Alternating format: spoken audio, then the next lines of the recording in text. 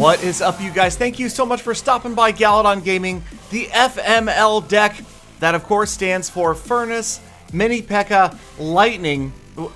What did you think it stood for? Oh, you guys thought it stood for Forgot My Lumberjack. No, not at all, no. We will do the Lumberjack. In fact, that video was just the other day. So if you're looking for the FML Forgot My Lumberjack deck, go check out that video. Today, Furnace, Mini PEKKA, Minion, and Lightning. And I have to say that the acronym came first. So this deck, maybe not the ideal deck. The thought was to try to make an FML deck work just because those three letters were there and I forgot the Lumberjack. So here we are. And of course the Furnace, I feel like is a very underrated card right now. I feel like it's so powerful. There are certain really good counters to the Furnace, I've noticed. The Musketeer, the Cannon, even the Princess doing a good job once she is fixed. Does this make my golem butt look big? This just into the Gala newsroom. Clash Royale team announces, oops, as the Princess, having undergone a recent nerf, now is missing fast cards such as Spear Goblins, announcing that on August 29th, they will correct this unintended mistake, and she will once again be able to strike fast-moving units, although she will still be nerfed. More news as the story develops. We now return you to your local broadcasting. All right, well, that's good to know, but doesn't really affect this battle. I'm not using a Princess in this deck, and none of my units are going to outrun the opposing Princess from Crusher Senior 2 from the Clan Alpha, but I do have my Furnace down, and that chip damage ever so important, just a little bit at a time. You can see my Miner is in there as well. My opponent has a Miner of his own, quickly brought down by the guards. Ice Wizard in there. We're going to have to deal with the Valkyrie. But again, the Furnace, just such a versatile card, pumping out those level 13 Fire Spirits, and I really feel like it is a good idea to deal with it one way or another. I will often drop the Poison as well. Poison on the Furnace and the Tower at the same time. And in comes my opponent's Hog Rider and an Ice Wizard. We're going to zap it and throw in the Mini PEKKA. Works out pretty well, gets that Hog Rider out of the way. For a second, it looks like I'm going to get a Miner Mini PEKKA combination in, but he pulls that Mini PEKKA off with an Ice Wizard. Well placed, but the Mini PEKKA back on target, headed for the tower, and yes, just a couple of shots give me such a huge advantage. 3 strikes from the Mini PEKKA, and that tower is almost down. And that right there is the key to victory because, as you can see, yes, less than a lightning spell away from victory. I've got that lightning in my pocket, ready to go. We're going to go ahead and use it right here. Take out the Princess as well. And also, by getting the tower out of the way now, it does give me the opportunity to drop counter troops further back on the playing field on the right-hand side. Obviously, that is the tower that he's pushing for. He's only got 30 seconds to get there, so it looks pretty good. Just a matter of trying to hold him back. And again, using that open play field there further away from the bridge. Looks like time is going to run out. Another Furnace goes down. That's going to help distract the Hog Rider. Keep that Hog Rider occupied long enough that I can damage it with the Mini PEKKA, slow it down with the Ice Wizard, and time is going to run out. Final 10 seconds. No chance. Throwing up another bit of a troll Furnace right there. The FML deck grabbing the win against a level 13 player. So next up, we will change gears and switch to tournament mode. So level 9 versus level 9. And I just happen to be facing a fellow full attack family member, none other than Arctic Creeper from FA Zirconia on the opposing side.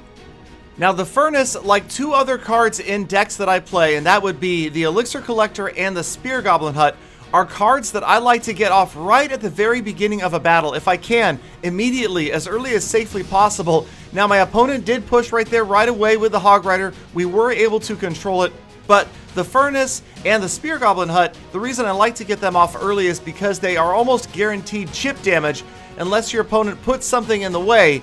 And I like this, just like we're seeing here, pushing down one lane and letting the Furnace drizzle down the other lane, and it's going to add up. We are focusing on the right, but you can see that left lane tower is taking damage. This works out really well because either A, he's going to get that tower ground down, or B, he's going to have to focus on spending some elixir on the opposite side.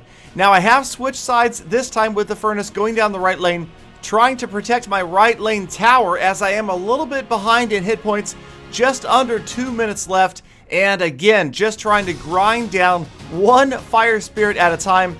Right here, I was hoping he was going to drop one more unit that I could get 3 for the price of 1 with the lightning spell. It didn't quite work out. Hog was out of the range. I did get the musketeer down and some hit points off the tower, but at what cost? We've lost a lot on our own tower, and this battle is close. Just under a minute and a half left. The miner getting in there, and one minion, one single minion, and that was the key right there. Got that tower down. That heroic minion finished off the tower and even got some damage on the mini P.E.K.K.A. So of course I'm going to try to protect this right lane tower for the last minute of the battle, but you can see, should we go into a necessary 2-1 playoff in overtime, I've got about a 500 hit point advantage on that left tower from the furnace. I'm again going to start the furnace down the left lane right here, but also trying to focus at the same time on defending this right lane tower. 45 seconds left, lots of people cheering. There goes the zap spell, lots of units out on the river, and in fact moving forward towards the King's Tower, so that's a really good sign. Not, of course, pushing for 3, but just the idea that my units are that far forward. I have the time and the elixir to drop another furnace down, and that is pretty much going to ice this victory. That big old furnace is in the way of any units that want to get to that tower. He doesn't have the direct damage spells other than the zap. And in the final 20 seconds, I'm pretty much just rotating through cards and dropping them in front of the tower. This one is all over but the crying. 10 seconds left. A third furnace goes up. It is a Furious Furnace Factory fortifying my fortress from my foe. And that will find me fighting to the 1-0 crown win in this tournament battle. Well played from my FA Zirconia sister clan member. I wonder if Arctic Creeper was leaving that battle thinking FML. I just wonder. Forgot his lumberjack. Anyway, let's move on to another one. This is Joker from Indo Warriors. I believe this was the same tournament. Using the same deck, lightning in there again. The furnace not in the starting hand, so that does make it tougher. I always prefer to start with the furnace, and I'm going to use the lightning right here. Again, maybe not the greatest of ideas, but it works out okay. We got some damage on the tower. We got the miner in there to do a little more damage. And the key right here, though, anytime you put together a big early push, is not suffering a counter push that is going to wipe out one of your towers early. So it worked out okay. He's got the bomber moving in. It only gets one shot on the tower. 2 minutes or so left, and now I've got the furnace ticking away on that right lane tower. One fire spirit at a time. It's not a lot, but check it out. We've just about got 1,000 hit points off that tower already, and now I'm going to shift, focus on defense, and make sure this giant doesn't get to the tower. And just as dangerous, the stuff behind him, got to worry about that musketeer. So the minions get in there. They are on top of the musketeer. Finish her off. That is really the key to a giant push, getting those units protected in behind the giant. Anytime you can squeeze units in behind him like that, works out, and we don't lose much off that tower. Another furnace goes down and begins the chip damage. Well, trying. Bomber, a good card to counter the furnace chip damage, and a good card to have escorted by a giant. So again, we need to focus on getting units in behind the giant. There the guards go. They finish off the bomber. They deal with the skeletons. They stall the musketeer for a little bit until we can get that giant out of the way. And now I throw in a miner just to make sure the musketeer doesn't wipe out that tower, because again, it is one of the most dangerous cards left unchecked. A musketeer won't take down a tower by itself, but it could easily get 1,000 hit points off of a tower. So poison spell goes down, ice wizard gets a little bit of damage, and once again we're back up with another furnace. Now this player, Joker, using the elixir collector, and I haven't really had a chance to counter his elixir collector until right there.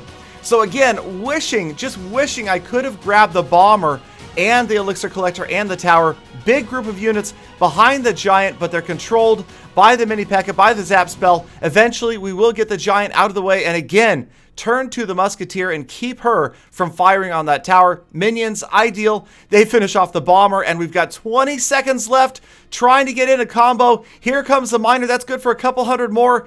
And yes, another furnace, late game furnace. But quickly, I've got to switch on defense again. Here comes another giant right by the river. The poison spell, luckily, won't affect my units out by the river. The lightning finishes off that musketeer. The giant is going to go before he gets to the tower. It's going to be close.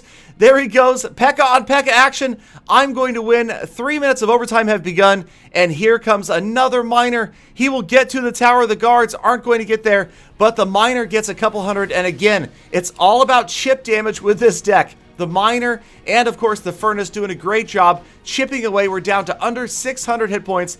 And again, switching gears, going back on defense. So this is pretty much how this entire battle has gone. I'll try to get a couple hundred and chip damage with the furnace, the miner, switch back, go on the defense. Once I've countered his giant, throw the miner in there, and I'm just waiting for that opportunity to finally couple some units with the miner. It's not working, but again, it's a 3-minute overtime, so I've got all the time in the world just to chip away, and it looks good right here. Again, just have to stop that giant push, taking the units out that are behind the giant. There we go. The musketeer is down. The bomber is just about to get finished. The giant, once again, never making it to the tower. And it's starting to look like a broken record, rinsing and repeating, countering the giant, throwing in the miner, and finally, it's the lightning spell that gets the job done and grabs the overtime win. So the FML deck having a surprising amount of success in this tournament, won a couple of battles, so I figured I would press my luck, keep pushing up the ladder against Mo freaking Tone from Dark Walkers. You can see another giant deck, so we're going to have to deal with a giant princess, fire spirits, barbarians this time. And again, started off the battle. This time I did have the furnace in the starting hand. Love that, because that means we're going to start to chip away down one tower, and it works out well because the giant has come down the other tower. We can focus on defending against the giant, but the barbarians, that's going to be tough. The mini PEKKA usually does a great job about taking that giant down, but this is a huge push. This has really cost me the splash damage. Luckily, check out those fire spirits suddenly going left side because the units were there, but units have gotten through, got some damage on my tower. Pretty close. I've lost a little more hit points than he has, but fire spirits, get back in there. There we go. Trying to even things up. Chip damage just a little bit at a time. And another giant. This guy right on the river. So obviously I don't have time to focus on offense. I've got to focus on defense. The furnace works out okay as a defensive building, but not when a fireball takes it out. That was unfortunate. The furnace is out of the way. The giant is on the tower, and that is all sorts of damage. The fire spirits zap. Ice Wizard on Ice Wizard action, and quickly you can see my tower severely damaged, just about 1,000 hit points left with under 90 seconds to go. And unfortunately, we don't have the furnace anywhere near ready. It is deeply buried in my deck, so we're not going to be able to get to it for a while. And that really, right here, has thrown me off guard. It's thrown me off my attack and defend pattern. And the mini PEKKA trying to get to the tower, not quite going to work out. The Ice Wizard and the minions, a perfect counter. The princess got a lot more damage down the left in the meantime. And again, I couldn't ignore her. Had to spend some elixir down there. And it doesn't look good under 60 seconds. He's got a big advantage. And right here, I maybe should have dropped the furnace on the left and focused on trying to chip damage the giant and whatever else accompanies it, because those fire spirits are going to do a great job splash damaging the barbs, the giant, the minions, but it never works out. All sorts of units get in here. The furnace is down, and that tower is just about down as well. Trying to control it, 425 hit points left.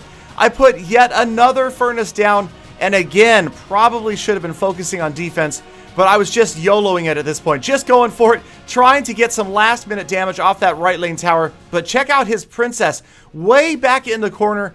Great defensive move there, is going to control my minions and my fire spirits from the furnace. His own fire spirits and fireball get that tower way down. We're so close, less than 200 hit points left. Can we put together another miracle push down that right lane? We haven't given up yet. The mini PEKKA not going to get there. The Ice Spirit, we've got a miner on the left, had to be used on defense. It's so close, but we can still pull this out with a lightning spell, and it is just about to end. And then for some reason, I don't know, the footage froze up, but trust me, you guys, when I tell you that it was a really close battle, but I came back in overtime and grabbed the... Okay, fine. I didn't. Yes, the fireball got me. FML, what am I going to say? Furnace, Miner, Lightning didn't get the job done that time. Well, you can't win them all. Gotta go back, try not to rage, don't get Red Hulk face, and move on to the next battle. Thank you guys, as always, for sticking around, liking, commenting, subscribing, hashtag Galifaming. Love you guys. Have a great day. Can't wait to see you here again tomorrow for what? For more full attacks.